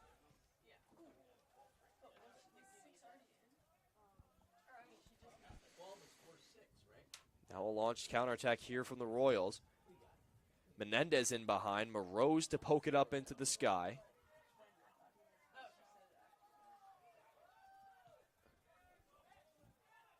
Here's Nguyen. Blocked away by Oro. And Eau Claire will take the throw in. Kasim to do so. Yeah, it's just been one of those games. You know, just nothing going for Bethel. Just a lot of deflections, and that's what Eau Claire is really successful with, especially those defenders and their defensive line. Kept in and away off the touchline by Bethel. Little bully ball there from Kowalski. That'll knock Nathan Hunt off the case. Here's Ross now on the turn. Ross left side. Ross still with it. And cross back into the box. Bethel still has a chance here. They're retaining possession. Now Idy. Idy now switch again to Ross. He'll take it off the one hop. Ross swung in, poked away. Royals still in business. Idy just far over the top side. And you mentioned Kowalski, who's kind of been more on the defensive-minded kind of things. 0 shots on goal for the midfielder, who is the goal leader for Eau Claire. Doesn't have a lot of shot on goal attempts, but 4 goals, leads the Blue Golds like a Swiss Army knife. He does everything. They like him in those set pieces. Very physical, 6'3" frame. He's been a great transfer ad for them from last year. Wemwa playing some bully ball now on the right side of his own. The physicality has been turned up, especially in the past hour at least. Halfway through that first half, and now through here into the second half. Here's Ferner. Ferner going to try his luck, but off the mark, and well of it. But like you said, Kowalski has been that Swiss Army knife. He got a lot of good playing time in the postseason, both conference and national tournaments as well. Kind of an attack by committee for the Blue Golds. Again, Donovan went down in the UWEC championship. And they were left kind of to be, all right, now who's going to step up to the big lights of the NCAAs? And a lot of guys answered the call, especially Tate McDermott, the freshman, getting a header against Hope College, the double overtime winner, which we were grateful enough to bear witness to. Now is a crazy game as well. Yeah, McDermott, he's one of the more important and impactful players, I would say, for Eau Claire. Had 5 goals last season, en route to an all-WIAC first-team selection, and he's crucial for them on the offensive and defensive side of things. A charging Kasim is called back for a foul. And so Blocker will come up to take the free kick. And that's where the physicality sometimes does hurt Eau Claire. Sometimes time of possession does go to their opponents. 103 fouls committed to 93. But with how talented this team is, they're okay with that. They're willing to. Obviously, the more, is not the merrier. But this is such a physical team where they're able to win clean off the ball as well. But just a talented team where it doesn't affect them as much as other teams.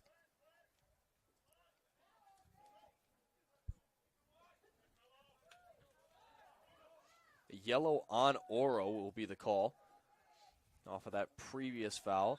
And there's a quick charger in on Nwemwa, and another card will come out. That's a yellow on Dylan Magistad. That one was that was unnecessary. I mean, there was no need to come in that fast. The ball was already away from Nwemwa. That's just a silly challenge there from the defender. I mean, Magistad can't lose his head now. I get it, you're down 2-0, but don't let the physicality turn into head loss. So now a yellow card apiece now for both Bethel and Eau Claire. So it'll be Kowalski to take the kick.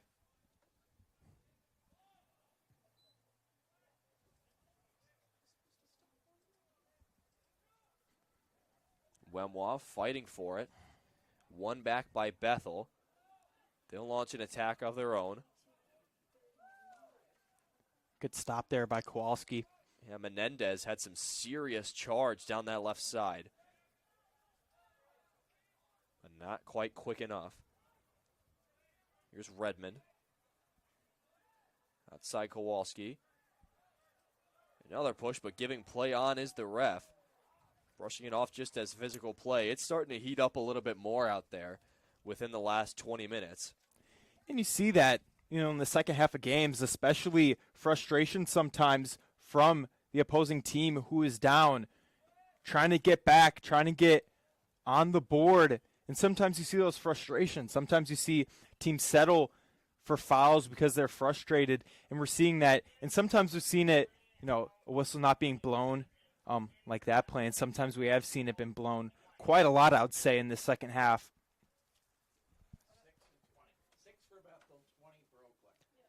Alvaro Alanis will check in, as well as Roy Kyle on the Bethel side. Roy Kyle has taken a lot of shots from outside the box. He's wanted those snipes from long range. He's come up empty-handed so far, as reflected on the scoreboard. Alanis started in that last game. He's just played 11 minutes for in this one. Blocker saves. Ferner takes it.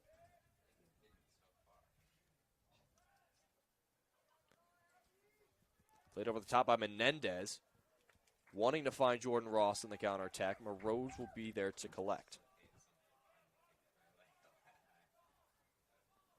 Flipped outside and long way down. Here's Ferner again, little poke.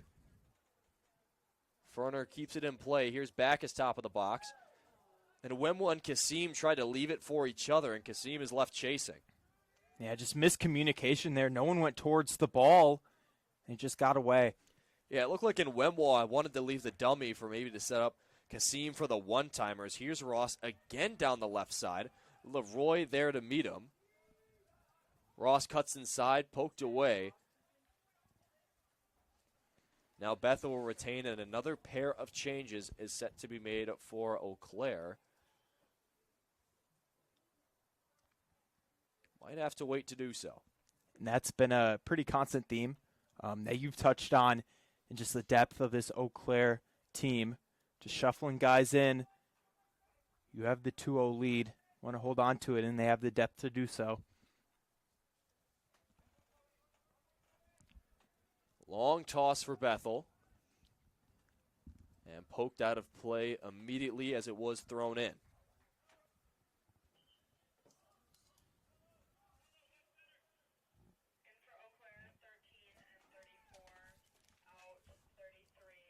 Caden Vandehey and Ashton Johnson will come back in. Vandehey played a little bit in that first half, so did Johnston. 7 minutes so far for Johnston. The same for Vandehey, so they've got mirrored stats so far tonight. Vandehey had a shot on the goal in the first period.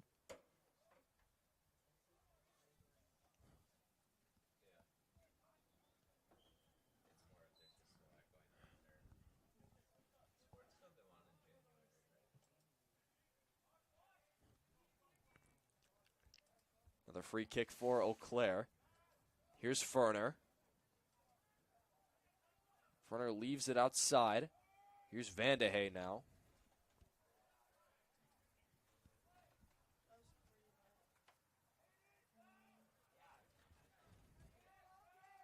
Here's Nguyen. Playing it up for Menendez. Menendez will not win the aerial battle. Kowalski has about a 6-inch height difference on him. Menendez went down. So will Vandehey, but be awarded to Eau Claire. Just kind of seemed like Menendez wasn't really opting to get up too quick, and Vandehey was opting to go real fast. The contrast in speed will result in the foul. Eau Claire with another long free kick near the half stripe.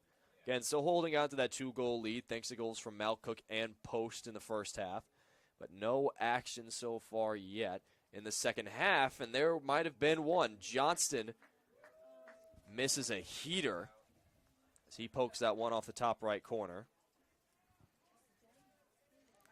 Yeah, it came in, and sometimes, you have to be ready. You're not expecting those opportunities. Had one, just missed it, and a good set-piece opportunity for Eau Claire. There hasn't really been much for Eau Claire offensively after those first 2 goals. Chipped over now again. Blue Goals now trying to fight for something on their right side. Here's Ferner again, knocked off the ball now. Looked like Vandehey wanted it centralized. Here's Nguyen down the right side, but Kasim will poke it away and shore up any momentum. Yeah, just a great job getting that out of bounds. Stop any rhythm that Bethel has, and that's okay if you're Eau Claire. Let the clock run. Ball's not in play. Time is your friend, but it's not for Bethel. In for Bethel, number 9, Carter Sheard. Number 7, James Sheard, Obenholzer, and Swenson will also all come back into the game for Bethel. So they're still trying to find their late 2 goals to try to knot it up and maybe even find a winner. But that's looking more and more improbable by the second as their chances dwindle with the time. Yeah, Swenson, a starter, back in. Hard shoulder check, but we'll stay away for Johnston. There's another chance near the far post. Another high cross, and that one will get drawn back. Phillips with a shoulder check, which seemed a little more in line with just that physical play. There were a couple that probably could have been called back there, but the ref will say that's enough on that one. And that cross from Bethel was one of the better looks that they've gotten.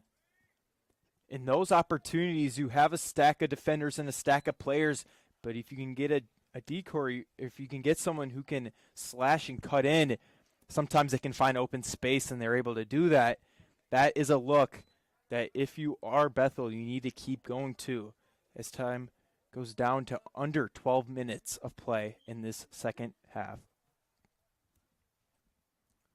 So Bethel with a bit of a shorter free kick. This might prove more plentiful than those last.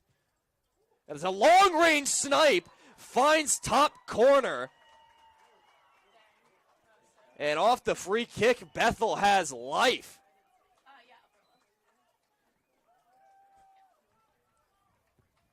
Roy Kyle tees that one up and hits the jackpot. Wow. His first goal of the season for the sophomore from Minneapolis, Minnesota, graduate of River Tree High School. And that's power. I mean, the ball is stagnant. It's not like you have rhythm, momentum. That's just sheer power. And to get over the frame of Rose, over 6 feet tall, that's quite impressive. Well, the goal won't come from open play for Bethel, which had been so lethal in. But what a strike that was. A world beater from Roy Kyle, and they're back within one inside 12 minutes to play. And Eau Claire makes a whole host of changes. Their usual faces come back in. Seicha, Oro, McDermott, and Malcook will all come back in. Casey Holm leans back forward in his chair. Yeah, and sometimes, like you said, in open play, when you don't have those opportunities, you have to be reliant. And that doesn't come every day, but now potentially this is momentum and good energy going to Bethel, something they really haven't had since the start of the game, really. Number 8, Krista Sia. Number 7, Noah Melcook. Number 10, Kate McDermott.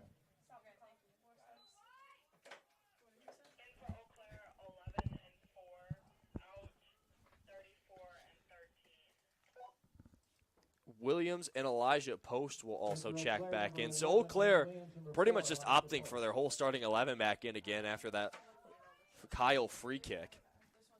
And, I mean, it makes sense. You don't want to give these teams any late momentum. You know, you've been up the entire game. You've been able to get good minutes out. Now it's just time to close it out and keep your unbeaten streak alive. Exactly, and who cares about, you know, this is the mindset you have to have if you're Bethel. Why does it matter, you know, that first half? 14 got it.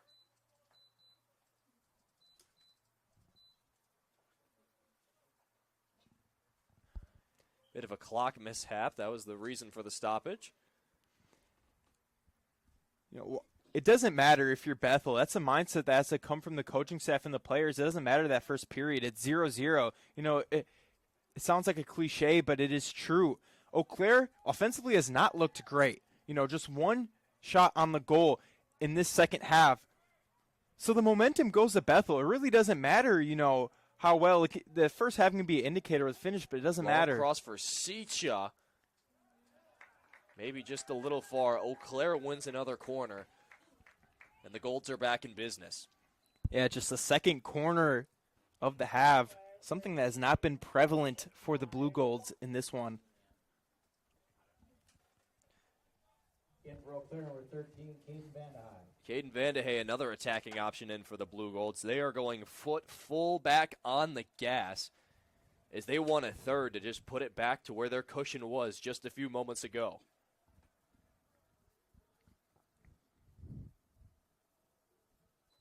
Corner swung in from Leroy. He'll get it right back at his head.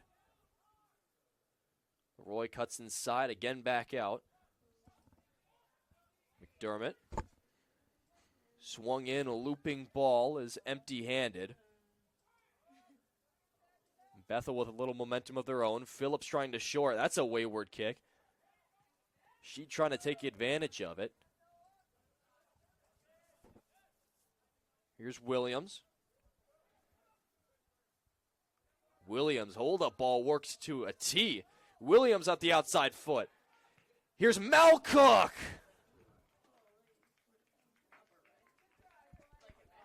You can't place that any nicer for Noah Malcook, but that one just goes far outside the top right corner. Trying to rally what Jacob Sampson did against Platteville last year. I mean, that ball had some serious zip on it. But those are harder than it looks. That ball is still spinning, and it's hard to strike it just right. The minimal movement that it does have has maximal effect on where that thing goes. Definitely, and that misfire from him and then from Johnson early on when they had that cross, those are mistakes that has kept the game 2-1. There's been on-goal opportunities for Eau Claire, but this is a clean Bethel team. You know, they play physical, but they play clean, and they do the right things, and that's why this is a 2-1 match. Outside for Bethel, here's Obenholzer. He cuts outside, a long cross. Cleared out only as far as Bethel's back line. Outside for Ross again. Ross cutting his way through defenders. Eau Claire not giving Ross an inch. Flips the play back to Obenholzer. Another cross into the box. That's a hard foul, but nothing will meet it in the penalty area. Eau Claire might have got away with a little luck. Here's Swanda trying to play keep away with Malcook. That's a tug down, but Bethel still has the throw in. And it's been and Malcook is rewarded with a yellow card to the dismay of Blue Gold fans. And that is a brutal blow for the Blue Golds and Malcook. And it's been, I feel like it's been one of those games where there's so much physicality where sometimes for the referees, they're not up close and personal, especially where it's a one-on-one ball by the midfield, where you truly see what happens on the play. And sometimes you get those calls that could go either way. Yeah, and I mean, you know, you have a lot of action in the box down there. And then you switch it over to the midfield, and probably all he saw was Malcook pretty much just laying out on top of Swanda as he'll take the free kick as well. Another cross into the box, poked away by Eau Claire. But if you're Bethel, you take it and you need to use it. Outside one back by Van de Hey. The Royals pounce once again. They've got numbers and try the far shot, but not as eventful. A little desperation shot there from deep out, like 25 to 30 yard line. Yeah, well outside the box at that. Didn't quite have the angle, nor the space to operate and do so. So we're inside 8 minutes right now, 7:51 left to play.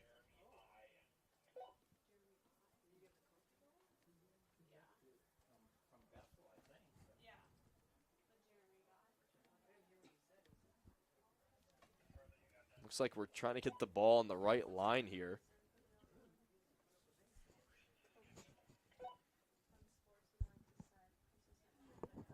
The descent card will come out.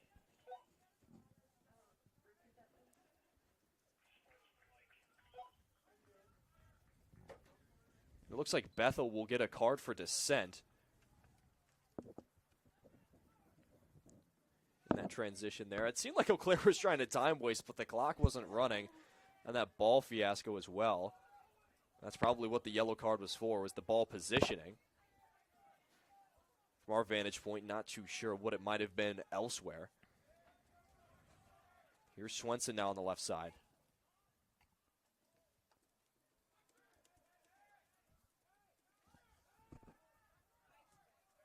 Yeah, it's going to be a miracle needed for Bethel. They have scored 2 or more times, just 3 times in 11 games. They'll need something going here. Around 7 minutes left. Right side Oberholzer again. Oro with an amazing tackle off the right side. Ramsey Oro playing into the physicality of this game. And he can't time it much better than that. And he's been all over the field, just like all these defenders. He's been quick. He's been going to the ball and using his speed to stop anything going on in the perimeter. So Oberholzer will take a moment to relace before the corner. 6.5 minutes left. A long one through. Will find the opposite side of the box, but will be a goal kick for Eau Claire. Another substitution for the Blue Golds as well. That'll be Sean Redmond. He'll check in for Elijah Post. So another one of those upperclassmen guys on the back line, and definitely needed after these close scares with Bethel. 100%. And it's just crucial that Eau Claire is able to flip the field. The field has been flipped in the second half where it's gone to Bethel. How can you flip it to dominate the ball for the last 6 minutes and keep it away from Bethel? Yeah, like you said, the opposition has certainly had a better control of the possession in terms of the hosts. Now Eau Claire just wanting another one of those set-in-stone pieces to take them the rest of the way.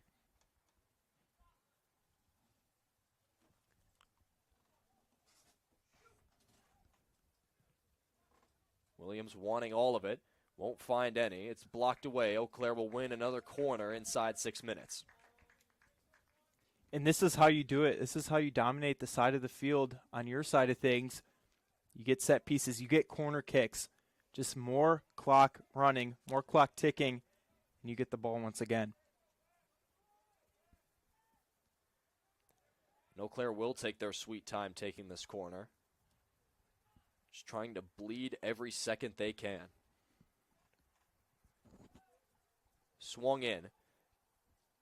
Not quite controlled, but will go back to Eau Claire for a corner, and blocker is irate.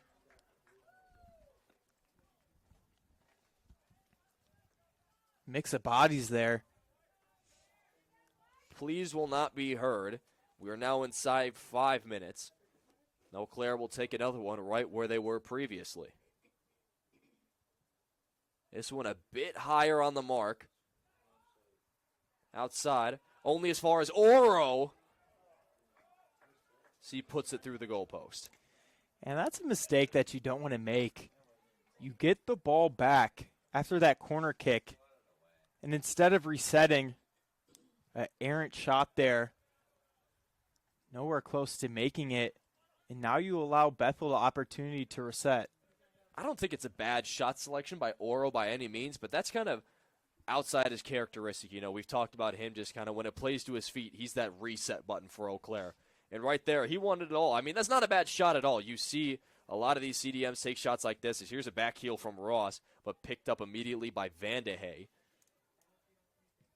And Williams will send it through. But you see those shots a lot in other leagues as well. You saw Leroy do it earlier this year. It's a similar shot that a lot of these guys take as well. And it's not a bad shot by any means. But the placement of it, rather, we'll leave it at that. Left side, Ross again. Ross cuts through. Ross with a little bit of speed. But the wheels come off, and Eau Claire now back on the counter. Ross won the ball against two bodies, and he's done that throughout this game. But Eau Claire's done a great job of stopping it and not letting him get closer to the post and get anything on the goal. That Royal bench is certainly fired up right now as they convince the call to go to their side.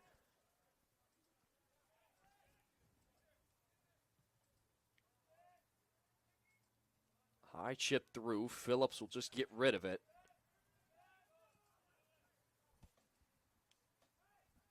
Inside centrally, now Ross out wide again. Jordan Ross chipped through. Ross finds his own deflection of a pass.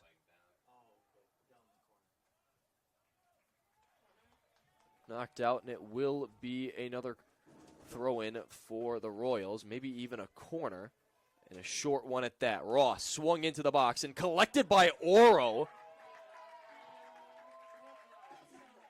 and a simple weight room display from the goalkeeper. That ball was a bullet. Like you said, yeah, moved quick. They didn't really get into a play design there. Just sent it in, trying to get as much opportunities as they can with just 2 minutes left. And Moreau's maybe even touting that line of a potential foul there. That was an aggressive shake through to keep that ball. But one much needed. Establishes his dominance in that battle as we creep inside the 2-minute mark now. You can sense that pace creeping up maybe a little bit out of the Royals' control, maybe even into that frantic zone. You can kind of tell these passes, they really need to connect, and they need them now. Cutting outside is Obenholzer. Picked off by Oro. Good clear there.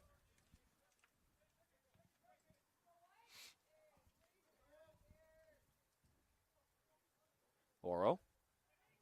High kick and poked down. No call on the exchange between Idy and Williams.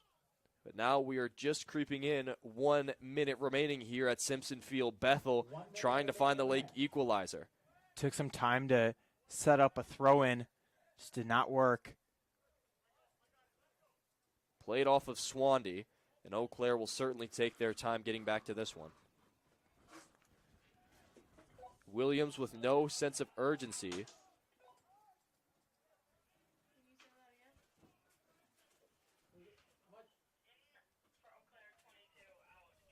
And one last sub for the game is going to be Taven Ferner.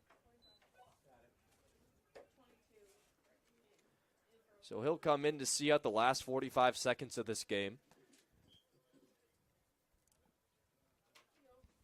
Not even a minute left in this one. 45 seconds, Eau Claire still leading 2-1. And Holman Company hoping to see out this result. A long ball finds Vandehey. But Ross is there, so is Leroy.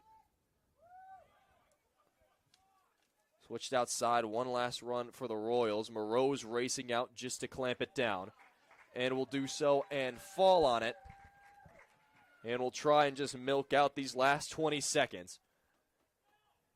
Being urged to kick it forward to avoid any time wasting. 10. Last 10 seconds, maybe a last-ditch effort for Bethel. 6, 5, 4, 3, 2. And will come up empty-handed. So Eau Claire now extends their unbeaten run to 5 straight. And Bethel dropped 3 in a row. And the first one now of their 3-game road series before heading back into MIAC play. But what an entertaining match here tonight. The opening Eau Claire goals, and then, of course, the Roy Kyle free kick, cherry on top, but no equalizer for Bethel. Bethel will now drop to 7-3-2 on the year, and Eau Claire will now improve to 7-3-2. So very evenly matched game, a lot of chances on either side, but the biggest difference tonight, plain and simple, was execution. Yeah, 100%. Bethel led on shots on goal. They were over Eau Claire 10-6. But Eau Claire defensively, the attack angles for Bethel was not there. You had that kick to put it at 2-1, but other than that, on free play situations, they were pushed to the outside, to the boundaries. And there, with the aggression from the Blue Golds, they weren't able to get anything going. So you see the 10 shots on goals, and that's important. But if you do not have the angles and the physicality to win, it won't matter in the end. And the Blue Golds were able to get that win, 2-1. Again, your final score from Simpson Field here tonight, UW Eau Claire 2, Bethel University 1. Bethel will now travel out to St. Olaf and play the Olies out in Northfield this October 11th on Saturday at 1 p.m. And it's a night game, Saturday night under the lights back here at Simpson Field against UW River Falls right here on the WIAC Network. But that will conclude it here tonight. For Eli Bennis, I'm John McClain, and men's soccer right here on the WIAC Network and BlueGolds.com. We'll step away and say good evening, and until next time.